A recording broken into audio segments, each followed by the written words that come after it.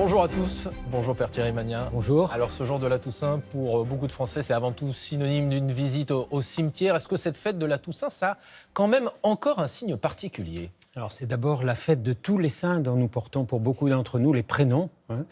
Et puis des belles figures qui ont misé sur le Christ, qui sont des hommes et des femmes de foi et qui ont donné toute leur vie pour l'Évangile. On pense à une mère Teresa, par exemple, récemment canonisée par le pape François, voilà, une figure d'humanité extraordinaire. Mais la Toussaint, ça parle encore aux Français, vous pensez ? Et c'est dans cette foulée-là qu'on va aussi, le 2 novembre, commémorer nos défunts. Je pense que les belles figures des grands saints et des grandes saintes, comme Mère Teresa, que je viens de citer, sont des gens qui étaient au hit parade d'ailleurs, de tous ceux qui disaient quelles sont les personnalités les plus marquantes, parce qu'elles nous appellent vers le haut, vers le meilleur de nous-mêmes. Et je pense qu'en ce sens-là, commémorer les saints, c'est aussi nous-mêmes entrer dans un chemin de sainteté. Alors en ce moment, les religions et la laïcité sont au cœur du débat politique en France. Le Sénat a voté cette semaine l'interdiction du port de signes religieux dans les sorties scolaires, et notamment du voile. Est-ce que vous y êtes favorable à cette interdiction ? Je pense qu'il y a une grande confusion quand on regarde ces questions d'exercice de la laïcité. Est-ce qu'il faut interdire, par exemple, le voile dans les sorties scolaires ? Non, moi je ne le pense pas. Mais je situerai cette question sous un angle beaucoup plus important, à mon avis. Nous sommes dans une société où il y a une diversité de manières d'exprimer sa religion, sans religion. C'est l'État français qui est laïque, et ça, il faut absolument respecter cela. La société n'est pas laïque, la société est plurielle. Et le respect des tenues, mais le respect de l'expression religieuse, pourvu qu'elle ne déborde pas, qu'elle ne soit pas en prosélytisme et encore moins en violence, bien entendu, qu'elle soit au service de la société, je pense qu'il faut la respecter. Après, lorsque les signes deviennent des signes politiques, c'est autre chose. Le voile, pour vous, par exemple, ça n'est pas un signe de soumission de la femme, comme le disent certains ? Je pense que pour beaucoup de femmes musulmanes en France qui expriment pourquoi elles portent le voile, elles ne le voient pas en effet comme ça. Il nous faut respecter leur propre position, ce qui ne veut pas dire qu'il ne faut pas être naïf sur certaines provocations qui peuvent exister, bien entendu. Le voile n'est pas souhaitable en France, c'est Jean-Michel Blanquer, le ministre de l'Éducation, qui l'a dit. Vous êtes d'accord avec ça ? Mais ça dépend où. Je comprends très bien dans les lieux publics, je comprends très bien qu'il faille respecter une certaine neutralité dans un certain nombre de lieux, mais entre respecter une neutralité dans un certain nombre de lieux et réduire le religieux à l'espace du privé, eh bien non. D'ailleurs, le président de la République lui-même nous appelle, nous catholiques par exemple, à exister collectivement, publiquement, dans les grands débats de société, pourvu bien sûr que tout ça se passe dans le calme et dans le dialogue. Alors l'actualité de l'Église, c'est aussi cette révolution peut-être qui se dessine avec les évêques d'Amazonie qui ont demandé au pape d'autoriser l'ordination d'hommes mariés pour lutter contre la crise de vocation et puis une situation géographique qui est très particulière.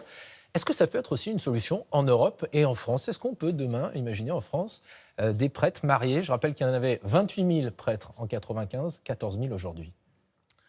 Alors, la situation de l'Amazonie est une situation très particulière puisque c'est un énorme territoire. Il y a aussi cette grande question de l'écologie qui se pose, et c'est ça qui était premier d'ailleurs dans le synode, comment les chrétiens peuvent être au service de cette lutte contre les problèmes climatiques. Et sur la question de l'ordination de mariés. Et à l'intérieur de cela, comment les ministères se déploient, comment vivre l'annonce de l'Évangile dans ces grands territoires. Et en effet, plus des 2/3 des pères synodaux, des évêques, ont demandé que des hommes mariés, déjà diacres permanents, puissent être ordonnés prêtres. Est-ce que c'est imaginable demain en Europe et en France, par exemple ? Vous y êtes favorable ou pas ? C'est imaginable, bien sûr, c'est imaginable. Ce n'est pas contre le célibat des prêtres.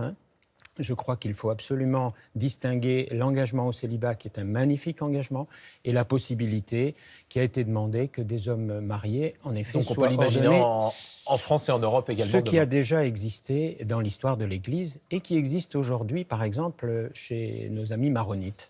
Est-ce que vous nous confirmez que l'Église de France va accorder une aide financière aux victimes de prêtres pédophiles ? J'ai vu cette information il y a tout juste quelques jours. Est-ce que c'est le cas et quel en sera le montant ? Oui, pendant la prochaine Assemblée des évêques qui commence mardi prochain à Lourdes, parmi les nombreux sujets. Il y aura entre autres l'écologie, mais il y aura aussi cette lutte contre la pédophilie pour lesquelles les évêques de France veulent vraiment faire la transparence la plus totale et le soutien le plus fort aux victimes. À l'intérieur de ce qui est proposé aux évêques et qui sera voté en fin de semaine, il y a en effet un geste financier, une allocation de reconnaissance de la souffrance de ces victimes, qui sera un geste que les évêques vont déterminer au niveau de leur montant, je ne peux pas vous le donner aujourd'hui, mais qui signifie en même temps que faire mémoire, écouter et prendre les moyens de la prévention contre ce fléau, contre ce scandale. Il y a en effet un geste financier qui est prévu. La procréation médicalement assistée pour toutes les femmes a été votée à l'Assemblée nationale en première lecture. Ça arrivera au Sénat, le projet de loi bioéthique, en janvier, justement. Est-ce que vous appelez à nouveau les sénateurs à se mobiliser contre ce projet de loi? Ou est-ce que vous reconnaissez que vous avez perdu la bataille? Non, il faut continuer de proposer, encore une fois, dans une posture de dialogue, mais de manière très nette, ce que nous pensons être bon pour l'avenir ou pas bon pour l'avenir, justement. Nous pensons qu'on comprend... Vous dites quoi, sénateur, alors? On comprend tout à fait le désir des personnes, des femmes homosexuelles d'avoir un enfant. Ce n'est pas pour cela que le modèle un papa, une maman est périmé.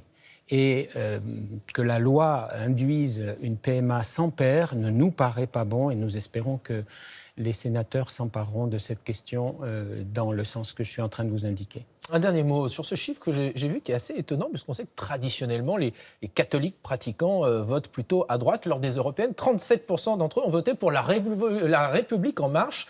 Ça semble être une vraie évolution. Est-ce que ça veut dire qu'Emmanuel Macron est un bon président pour les catholiques?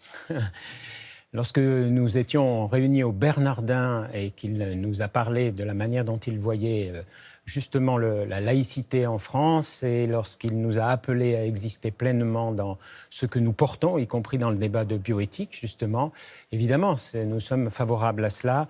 Non, je pense que tout ça est beaucoup plus nuancé. C'est pas un bon président pour les catholiques. Et si, c'est un bon président, et je crois que nous pouvons essayer de vivre dans le souffle, en tout cas, de ce qu'il nous indique pour vivre la laïcité, et encore une fois, pour que le religieux ne soit pas limité à la sphère du privé, dans un dialogue avec les autres religions, très important pour la cohésion sociale, et dans un dialogue avec ceux qui ne pensent pas du tout comme nous. Merci beaucoup, Pierre-Thierry Magnin. Sachez enfin, Damien, que Francis Letellier recevra dimanche Jordan Bardella dans Dimanche en politique. Rendez-vous 12h10 sur France 3.